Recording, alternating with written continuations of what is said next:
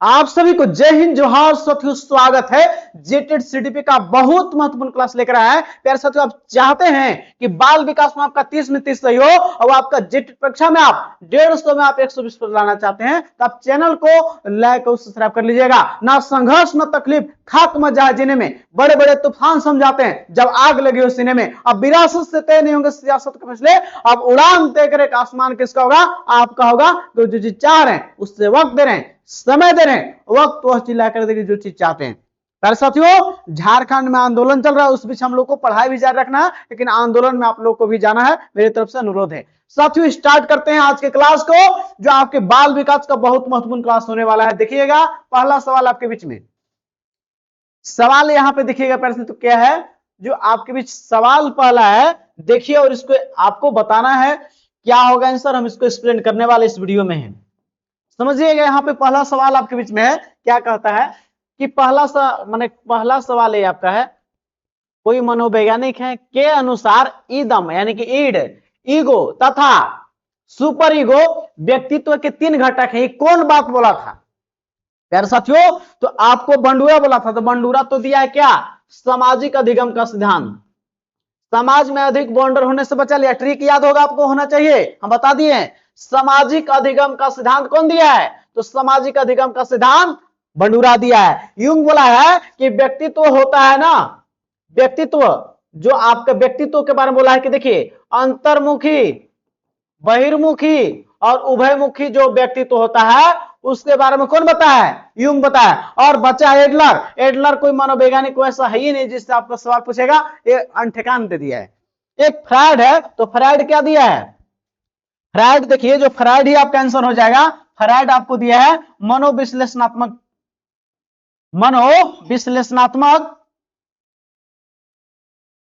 विश्लेषणात्मक सिद्धांत कौन दिया है? माने दिमाग से विश्लेषण करता है, दिमाग से करता है कि क्या सही है क्या गलत है। तो यह बोला है क्या क्या, 3 चीज बोला है, क्या क्या, ध्यान दीजिएगा। आपको आईडी, ईगो और सुपर ईगो। आईडी, ईगो और सुपर ईगो की बात कौन बोलता है? यही बोलता है कौन? यही जिसका नाम है फ्रायड। कौन बोलता है? फ्रायड। दिमाग को विश्लेषण करना है, क्या सही क्या गलत है। तो आईडी, ईगो और सुपर ईगो कौन बोला है? आपका यही बोला है कौन? जिसका नाम है फ्रायड। साथियों, क्या क्या बोला? आईडी कहता है कि कुछ भी हो, मेरा पेट भरना चाहिए, मेरा प्यास बुझना चाहिए। मैंने बुरा काम के लिए, मान के चोरी करने के लिए प्रेरित किया, बुरा काम के लिए, कैसा हो उसका पेट भरना चाहिए। भूख प्यास कुछ भी लगा है, वो कुछ नहीं देखेगा, वो अपना पेट भरना चाहिए। यानी बुरा काम के प्रेरित कौन करेगा? आईडी। ईगो कहता है कि चोरी करने जा रहा है तो बढ़िया से जाना, तनिषा टॉर्च उच लेके जाना, तनिषा बढ़िया से जाना, ताकि चोरी करने में, यानी कि सही गलत में ये बैलेंस बैठाता है। सही गलत में ये क्या करता है? संतुलन कौन बनाता है? संतुलन बनाता आपका है जिसका नाम है ईगो। और सुपर ईगो जो अच्छा काम के लिए, अच्छा काम नैतिक काम के लिए, अच्छा काम नैतिक काम के लिए कौन प्रेरित करता है? अच्छा काम के लिए कौन प्रेरित करता है? Super ego. अच्छा काम के लिए प्रेरित कौन करेगा? सुपर ईगो करेगा। ईगो। अच्छा काम के लिए प्रेरित कौन करेगा? Super ego. कौन करेगा? आईडी। सुपर ईगो क्या करता है? अच्छा काम के लिए प्रेरित कौन करेगा? अच्छा काम के लिए प्रेरित करता है सुपर ईगो। और आईडी चोरी या बुरा काम कुछ भी हो, उसकी भूख प्यास मिटना चाहिए, भूख प्यास मिटना चाहिए, याद रखिएगा। साथ ही ईगो इस सही गलत करने में, चोरी करने जाए तो बढ़िया जाना, यानी सही गलत में बैलेंस बैठाता है। और सही काम के लिए कौन करता है? सुपर ईगो, याद रखिएगा। अब ये तीनों बात कौन बोला है? आप जिसका नाम है फ्रायड। तो आपको दिमाग में छाप लेना है, या आपको छपने वाले सवाल है प्यारे साथियों, याद रखिएगा। और आप चाहते हैं कि मेरा वीडियो आपके पास पहले पहुंचे, चैनल को लाइक और सब्सक्राइब करना ना भूलेंगे। चलिए अगले सवाल की ओर बढ़ते हैं। सवाल आपके बीच में दूसरा नंबर है, क्या कहता है? ध्यान दीजिएगा, दूसरा सवाल आपके बीच में है। देखिए, जो आपके बीच में है बोल रहा है कि देखिए, एक सीमा हर पाठ को, सीमा नाम की लड़की है, हर पाठ को, हर चैप्टर को बहुत जल्दी सीख लेती है, यानी कि तेज है, सीखने की गति क्या है? इसका स्पीड है। जबकि लीना नाम की लड़की है, उससे सीखने में ज्यादा समय लेती है। यह विकास के किस सिद्धांत को दर्शाता है? तो बोला है पहला में व्यक्तिगत विभिन्नता, अंतर संबंधता, निरंतरता, निरंतरता तो लगातार चलता है, ये तो होगा नहीं, और सामान्य से विशिष्ट नहीं। तो व्यक्तिक विभिन्नता कहता क्या है, मतलब जो विकास की गति जो होता है, जिसमें किसी में तेज है और किसी में स्लो है, तो उसमें क्या है, डिफरेंस है, इंडिविजुअल डिफरेंस है। किसी भी तरह से सीखने पढ़ने में हो सकता है, या हो सकते रंग रूप में अलग अलग हो सकता है। दुनिया के कोई भी जहां तक कि जुड़वा इंसान भी हर तरह से एक समान नहीं हो सकता है। और यहां पर बोल रहा है कि एक बच्ची तेज सीख रही है, एगो स्लो, तो ये क्या है, ये विभिन्नता है, ये भिन्नता है। क्या है, भिन्नता। और भिन्नता से क्या बना है, विभिन्नता। और इसी को बोलते हैं व्यक्तिक विभिन्नता। जो एक तेज सीख रहा है, एगो स्लो सीख रहा, तो क्या वो भिन्नता है, व्यक्तिक विभिन्नता। ये सबसे इजी सवाल था, हो गया, यहाँ पे समझ लीजिएगा। और अंतर संबंध जो होते हैं, एक दूसरे से संबंध बनाते हैं, तो होगा नहीं, आपका ये हो गया। चलिए अगले सवाल की ओर बढ़ते, जो बेहतरीन सवाल आपके बीच में है। तीसरा नंबर सवाल देखिएगा क्या कहता है। बोल रहा है कि विद्यार्थी शिक्षार्थी व्यक्तिक विभिन्नता, इंडिविजुअल डिफरेंसेस प्रदर्शित करते हैं, अतः शिक्षकों को क्या करना चाहिए। आपस में व्यक्तिक विभिन्नता है बच्चों में, तो क्या करेंगे। बोला कि अधिगम की समान गति पर बल देंगे। नहीं, अधिगम तो समान गति नहीं, कोई बच्चा तेज सीखता है, अभी ये सवाल था, कोई तेज सीखता है तो कोई स्लो सीखता है, ऐसा नहीं करेंगे। सीखने के विविध अनुभव और उपलब्ध कराएंगे। जी बिल्कुल सही करा है। और आपको कठोर और अनुशासन, नेगेटिव वर्ड है, जहर वर्ड है। जहां भी कठोर बोले, आपको जहां अनुशासन बोले वो नेगेटिव वर्ड है, याद रखिएगा। और परीक्षाओं में संख्या को बढ़ा देना चाहिए, बिल्कुल गलत है। आपको जो है जहां पे अनुभव की बात करे, उपलब्ध कराने की, जहां एक्सपीरियंस की बात करें ना, वो वर्ड टैग वर्ड में आ जाता है, पॉजिटिव वर्ड आ जाता है, इसको छाप लीजिएगा, तो ये आपको भी हो जाएगा सही, याद रखिएगा। तीसरा का भी। अगले सवाल की ओर बढ़ते हैं। सवाल आपके बीच में है, क्या कहता है, ध्यान दीजिएगा। बोला कि विकास किन दो प्रमुख कारकों को आपस में अंतःक्रिया का परिणाम है। बोला कि विकास किन दो कारकों का प्रमुख परिणाम किसका है। तो देखिए विकास जो है मूल रूप से किसका है, तो आप याद रखिएगा, पर्यावरण एवं अनुवांशिकी का, पर्यावरण एवं अनुवांशिकी का संयुक्त परिणाम है। इसका पर्यावरण और आपका अनुवांशिकी की क्या है, संयुक्त परिणाम है। इसको याद रखिएगा, बुद्धि प्रयोक्ता नहीं, तो ऑप्शन बी आपका ठीक कर देंगे, याद रखिएगा। याद पोषण तो आपको पर्यावरण में ही आ जाएगा, शारीरिक आकार तो अनुवांशिकता में आ जाएगा। ये आपको अनुवांशिकता जो पूर्वजों से मिलने वाला उसके अंदर अनुवांशिकी गुण, और पर्यावरण जो उसको खान पान, ये सब चीजें हो गई, ठीक है। तो आपका 4 का भी हो जाएगा। अनुवांशिकी इसका परिणाम है। विकास जो है निरंतर चलता है, निरंतर चलता है, सतत चलता है, जीवन भर चलता है, याद रखिएगा। इसी को बोलते हैं विकास, जीवन पर्यंत चलता है, गर्भाधारण से शुरू होकर जीवन पर्यंत चलता है। विकास वर्तुलाकार होता है, कैसा होता है, वर्तुलाकार होता है, याद रखेंगे, वर्तुलाकार। विकास यानी कि वर्तुलाकार ऐसा होता है, कभी विकास रेखीय नहीं होगा, ऐसा एक ऐसा रहेगा तो काट देना है, रेखीय नहीं, वर्तुलाकार होता है, याद रखेंगे। आपके एग्जाम में छपेगा और पढ़ाएंगे वैसे ही छपेगा। आप क्लास में बने रहिए, आपको जो भी चीजें आएंगे साथियों ना, आप केवल क्लास करते जाइए, आपको हम क्लास में सब याद करवा देंगे। चलिए तो हो गया, अगले सवाल की ओर। चलिए अगला सवाल आपके बीच में है, क्या कहता है, ध्यान दीजिएगा। 5 नंबर सवाल आपके बीच में। 5 नंबर सवाल कहता है कि एनसीएफएस यानी कि नेशनल करिकुलम फ्रेमवर्क, अब एजुकेशन फाउंडेशनल जो आपका प्री स्कूल से शुरू होता है, प्री स्कूल से शुरू होकर कहां जाएगा, क्लास तक, प्री स्कूल से शुरू होकर क्लास 2 तक। और प्री स्कूल एक नर्सरी यूकेजी आ जाता है, याद रखिएगा। प्री स्कूल से 2 तक में फाउंडेशनल स्टेज के तहत किस कक्षा तक पाठ्य पुस्तकों के बोझ को कम करने के लिए जादुई धारा, खिलौने, पहेलियां और कहानियों के किताब वो शामिल किए गए। प्यारे साथियों, आपको पता चाहिए नीप के 2 लड़के हैं, नीप के 2 लड़के हैं, नीप 2020 जो आया है, जिसका पहला लड़का एनसीएफएस जो बोलते हैं नेशनल करिकुलम फ्रेमवर्क, आपको फाउंडेशनल, एक लड़का जिसका नाम है नेशनल एनसीएफएसी, याद रखिएगा बिल्कुल। ये आपको इसको भी एनसीईआरटी तैयार किया है और इसको भी एनसीईआरटी तैयार किया है, याद रखिएगा। और ये आपको 2022 में आया है और ये आपका 2023 में प्रकाशित हुआ है, याद रखिएगा। और इससे सवाल और क्या बनेगा, यहां पे खेल गतिविधि कहानी, पहेली के माध्यम से सिखाना है। यहाँ पे लिखित एग्जाम नहीं होगी, लिखित एग्जाम यहाँ पे नहीं होगी, याद रखिएगा। लिखित परीक्षा फाउंडेशन स्टेज में नहीं होगा, बिल्कुल याद रखिएगा। और प्री स्कूल से शुरू होके कहां तक जाएगा? क्लास 2 तक इसको याद रखना है प्यारे साथियों। अब ये आपका 2023 में इसमें जो है अनुभव पर आधारित शिक्षण देना है। जो स्कूल एजुकेशन जितना भी होगा यहीं पे होगा। अब यहाँ पे एग्जाम लिखित परीक्षा होगा, सतत एवं व्यापक मूल्यांकन याद रखिएगा। बच्चे का 360 मूल्यांकन करना है एनसीएफएससी में। तो आपको यहाँ पे देख लिए खेल गतिविधि, कहानी, चित्र, पहेलियां कहाँ पे? फाउंडेशन स्टेज में क्लास 2 तक। तो आपका हो जाएगा यहाँ पे ऑप्शन बी कर देंगे, याद रखिएगा प्यारे साथियों। फाउंडेशन स्टेज में क्लास 5 नहीं आता है तो आपका किसमें? स्कूल एजुकेशन में क्लास 3 से लेकर 12 तक जो भी पढ़ाई होगा वो किसमें आ जाता है? क्लास 3 से 12 स्कूल एजुकेशन। प्यारे साथियों अगले सवाल की ओर बढ़ते हैं। अगला सवाल आपके बीच में है प्यारे साथियों, ध्यान दीजिएगा। जो आपके एग्जाम छपेगा और वो बिल्कुल छपेगा प्यारे साथियों। आप जीतने के लिए बने हैं, आप हारना नहीं। आपको हम देंगे केंद्रीय शिक्षा एजुकेशन प्रणाली का मूल मार्गदर्शक कहा जाता है। किसे मार्गदर्शक मानते हैं बताइएगा? शिक्षा के ढांचे के भाग बनाए, बिल्कुल गलत।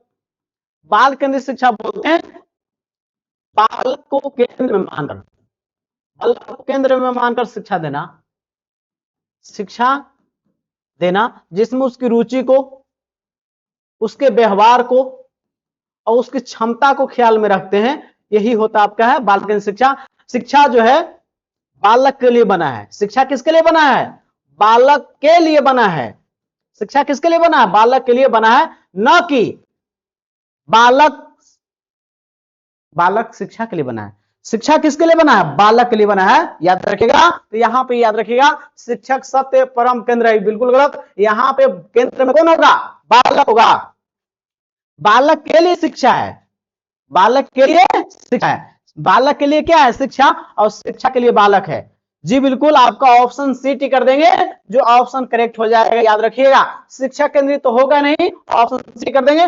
पाठ्य पुस्तक केवल मिले अंतिम सीमा तो बांधना, जहां निवेशन की बात है वो नेगेटिव होता है, जहर वर्ड उसको उड़ा देना है प्यारे साथियों। तो आपका हो जाएगा छठा का सी, और आप बढ़ जाएंगे आगे। चलिए अगले सवाल की ओर। आपके बीच में अगर सवाल यहां पे जो प्यारे साथियों बोल रहा है, हेलेन बार्कहर्स्ट द्वारा दातन विधि में दैनिक में निश्चित कठोर समय सारणी नहीं होती है। बिल्कुल सही है कह रहा है, इसमें कठोर समय सारणी नहीं होती है, क्योंकि छात्र किसके माध्यम से सीखते हैं? व्यक्तिगत अनुबंध और अपनी गति से। बिल्कुल सही है, अपनी स्पीड से सीखता है। इसमें प्रेशर नहीं, फ्लेक्सिबल होता है, अपनी गति से सीखता है। इसमें कोई बाध्यता नहीं कि बच्चा को अपने हिसाब से ही केवल सीखना है। बोला कि इसमें से कौन छात्र सीखते हैं? तो आपको रटने वाला डी तो होगा नहीं, ये नेगेटिव वर्ड है। शिक्षक प्रधान आदेश ये भी नहीं होगा। सामूहिक वर्तन आपका जो हो जाएगा 7 का ये व्यक्तिगत अनुबंध अपनी गति से सीखते हैं, अपनी गति से, ठीक है ना। तो यहाँ पे हो जाएगा 7 का ए। चलिए अगले सवाल की ओर। 8 नंबर सवाल आपके बीच में क्या देखिए क्या कह रहा है। चलिए 8 नंबर सवाल आपके बीच में है। 8 नंबर सवाल क्या कहता है? बोलता है कि बाल केंद्रित शिक्षण उपकरणों के कार्यान्वयन के संबंध में लिखित कथनों पर विचार कीजिए। कौन सा कथन सही इसमें? तो गिजुबाई का जिन्हें प्यास मूंछों वाली मां कहा जाता था, बिल्कुल बात सही है। और इन्होंने द्विस्वप्न नामक पुस्तक लिखी है, बात दोनों सही है। झारखंड में ज्ञान सेतु छात्रों कड़ाई से नहीं, कड़ाई से वास्तविक आयु का दर्पण नहीं, ये पूरा अध्ययन क्षमता के अनुसार, ये गलती करती है। ये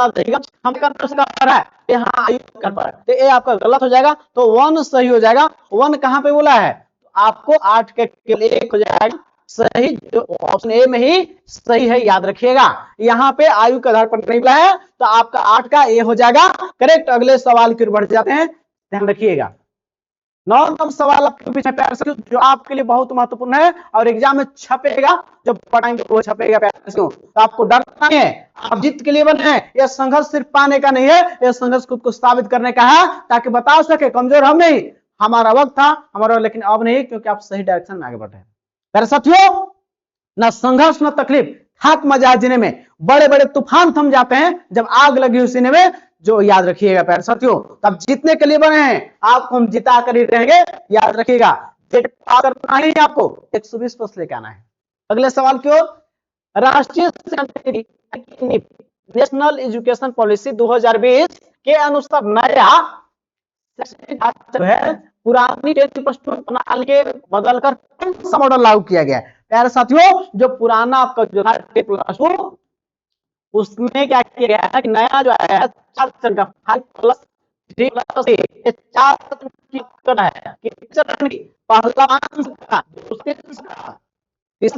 चौथा 4 साल का जो पहला 5 होगा, जो याद रखिएगा ये प्री स्कूल से शुरू होगा और क्लास 2 तक चला जाएगा। इसी में नर्सरी एलकेजी यूकेजी होगा। जो दूसरा 3 साल होगा जिसको बोलेंगे प्री पेट्री स्टेज, ये 3 साल का है तो क्लास 2 तक हो गया, तो क्लास 3 4 5 तक।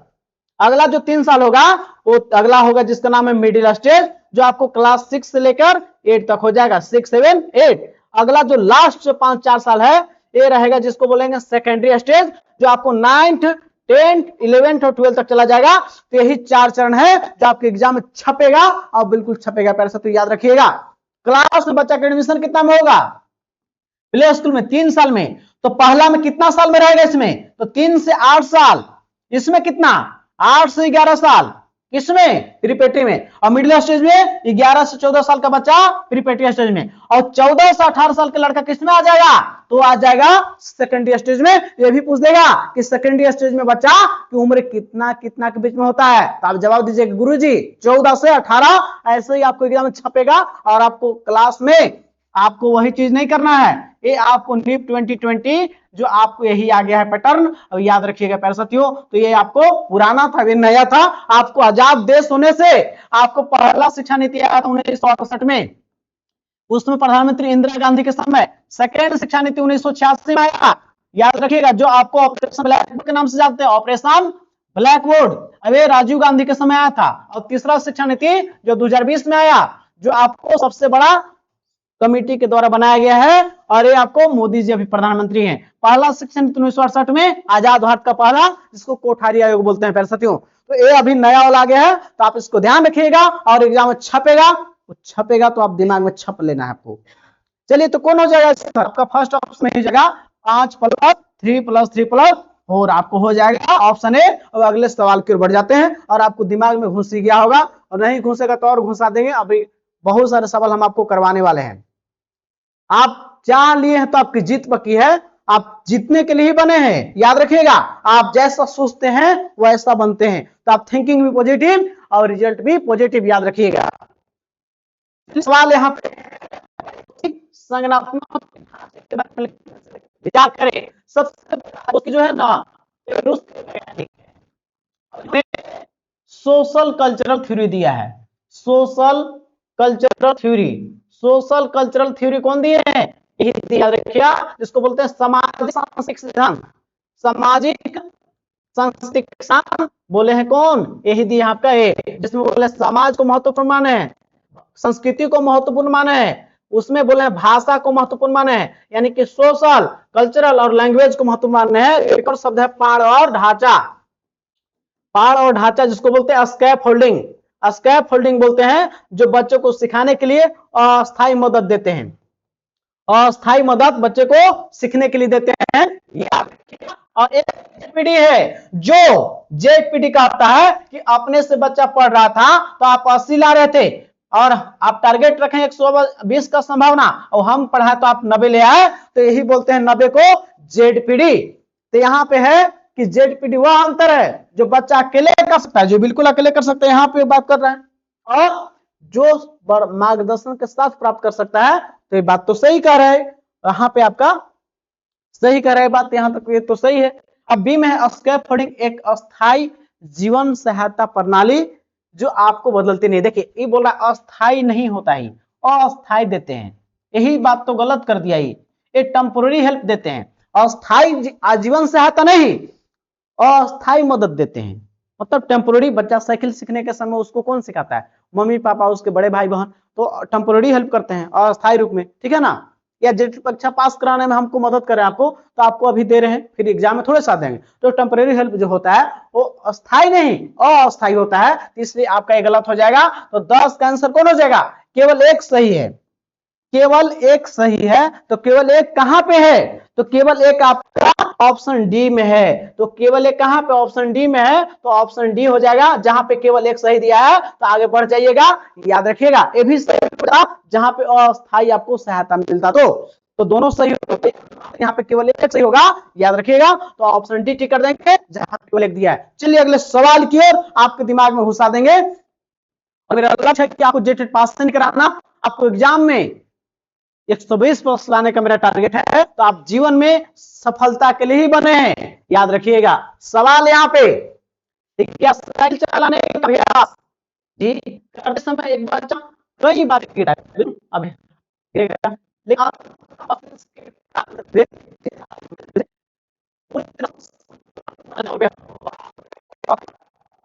इसके माध्यम से केवल शारीरिक, केवल जहां मिले वो नेगेटिव जहर वर्ड है, नेगेटिव जहर वर्ड है, इसको काट ही देना हम बताएं। अभ्यास और अनुभव जी बिल्कुल सही कर रहा है, अभ्यास किया और अनुभव का प्रयोग किया, कैसे? तो ऑप्शन बी हो जाएगा करेक्ट। अचानक होने वाली आकस्मिक परिपक्वता नहीं होती है, ये अनुभव से लगातार। और निष्क्रिय, ये तो नेगेटिव वर्ड है, पैसिव या नेगेटिव मिले, इंग्लिश में पैसिव मिल जाए और ऐसे निष्क्रिय तो आपको उड़ा देना है, तो ये होगा ही नहीं, याद रखिएगा पर साथियों। जो आपके एग्जाम में छपेगा और हम जो पढ़ाएंगे वही छपेगा। क्या? अगले सवाल की ओर।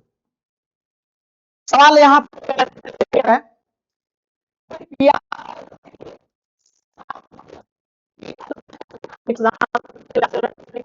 और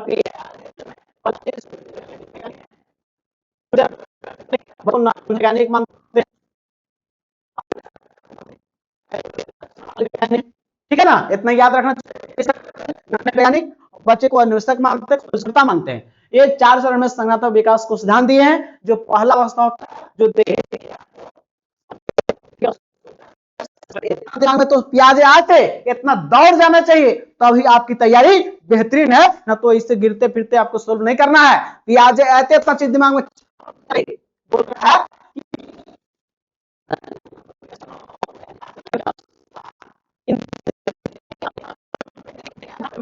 एनजीओ से सीखता है और संबंधित है। बताइए सामाजिक मुद्दों का स्वरूप सामाजिक कहां से करेगा? अभी तो 0 से 2 साल के बीच में बिल्कुल सही करा। यहाँ पे होता है दिमाग में अनुकरण करता है, यहाँ पे बात करते हैं वस्तु अस्थायित्व को गुना जाता है, ये सभी मेन बातें हैं, याद रखिएगा। तो यहाँ पे अनुकरण करता है स्मृति और मानसिक निरूपण, उसी को कर देंगे, याद रखिएगा। सामाजिक मुद्दा वहां पे नहीं सीख पाएगा, ये सामाजिक मुद्दा ऊपर की अवस्था में जाएगा तब सीखेगा। तार्किक रूप समस्या का चिंतन एक करता मूर्त अवस्था में, और निर्वचन अनुकरण स्मृति का मानसिक जो आपके एग्जाम में छपेगा, और तार्किक चिंतन मूर्त अवस्था में, याद रखिएगा, बिल्कुल याद रखिएगा, दिमाग में छप के लिखना है इसको। तो बात 2 हो गया। सवाल फिर बढ़ते हैं। सवाल अगला है 13 नंबर सवाल, क्या कहता है ध्यान दीजिएगा। सवाल कहता है की ये रसिया का वैज्ञानिक है, ये वर्तमान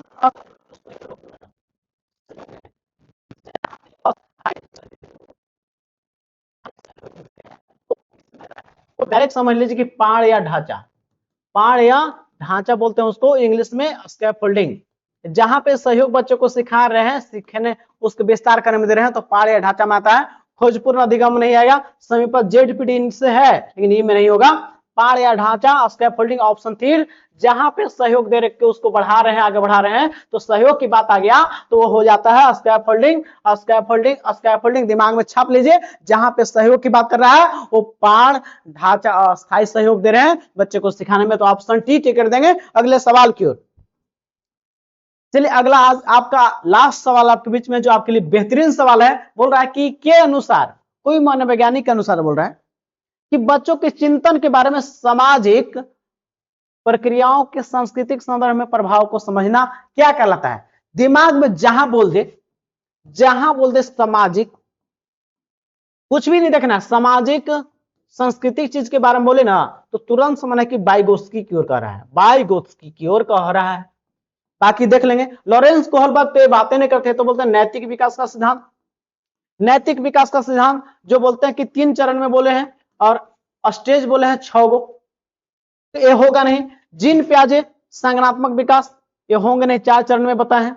लेओ वाइगोत्स्की जी बिल्कुल सही हो जाएगा, यही बोलते हैं सामाजिक सांस्कृतिक सिद्धांत को, तो ऑप्शन 3 हो जाएगा, टिक कर देंगे। अल्बर्ट बंडूरा क्या बोला है, समाज में अधिक बॉन्ड होने से बचा लिया, तो यानी सामाजिक अधिगम सिद्धांत। सामाजिक अधिगम सिद्धांत कौन दिया है, अल्बर्ट बंडूरा। तो होगा नहीं, सब रिवीजन हो गया और आपका लेओ वाइगोत्स्की हो जाएंगे सही। और आपके एग्जाम में छपेगा, आप क्लास में बने रहिए, आप जीतने के लिए बने हैं। आपके जो विरोधी आपके हार का इंतजार करें उनके लिए, उनका मस्तक भी झुकेगा, उनका अहंकार भी टूटेगा। तो बस शांत होकर अपनी मंजिल को बढ़ता चला जा। आज तू जमाने के आगे झुका है, कल तेरे आगे पूरा आसमान झुकेगा, पूरा आसमान झुकेगा। पर साथियों, ना संघर्ष न तकलीफ, थाक मजा है जीने में, बड़े बड़े तूफान थम जाते हैं यदि आग लगी हो सीने में। जय हिंद साथियों, अंतिम तक इस वीडियो देखने के लिए तमाम साथियों को तहे दिल से धन्यवाद। अब आप चाहते हैं कि जेटेट परीक्षा में बहुत अच्छे नंबर से पास करना चाहते हैं तो मेरा दिया हुआ नंबर पे आप मेरे बैच से जुड़ सकते हैं, जहां पे सीडीपी हो, ईवीएस, मैथ, तमाम नोट्स मिल जाएंगे। और मैंने खुद ही सीटेट पास किया है, हमसे लोग पास करके बिहार में शिक्षक बन गए हैं, उनको फोटो मेरा यूट्यूब के लोग में लगा हुआ है। तो आप जुड़ना चाहेंगे तो दिए हुए नंबर पे आप जुड़ सकते हैं। पर साथियों, आप जितने के लिए बने हैं, भारत गीता में कृष्ण भगवान बोले हैं कि आप मेहनत कीजिए, कर्म कीजिए, जो किस्मत में नहीं खाया है वो भी मिलेगा। प्यारे साथियों, याद रखिएगा, आप जीतने के लिए बने हैं। प्यारे साथियों, यह विरासत से तय नहीं होंगे सियासत के फैसले, अब उड़ान तय करेगा आसमान किसका होगा, आपका होगा। क्योंकि जो चाह रहे हैं उससे वक्त दीजिए, समय दीजिए, वक्त वह चिल्ला कर देंगे जो चाहते हैं। जय हिंद साथियों, मिलते हैं वीडियो में। और आप चाहते हैं कि मेरा वीडियो पहले पहुंचे जेटेट न्यूज का या तैयारी का, तो चैनल को प्लीज लाइक और सब्सक्राइब कर लीजिएगा। साथियों, मिलते हैं वीडियो में, अपना ख्याल रखें। आप जीतने के लिए बने हैं, आप आने वाला समय आपका होने वाला है, सफलता का स्वाद चखने वाले हैं। जय हिंद साथियों।